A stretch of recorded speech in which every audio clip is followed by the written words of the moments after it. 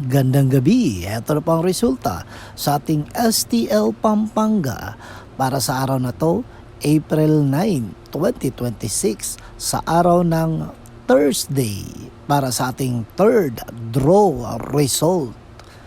Ihanda nyo na ang mga STL tickets nyo at heto na ang resulta. At para naman po sa ating STL Pampanga third draw result, ang resulta ngayong gabi ay ang numerong ito. Sa lahat ng may pinagdadaanan ngayon at may mga problema, sana maliwanagan kayo at pagpalain kayo ng Diyos na mahanap nyo ang solusyon at kapayapaan sa iyong buhay. Okay? Don't forget to subscribe, Purple Green TV. Paki-like at share po. Thank you!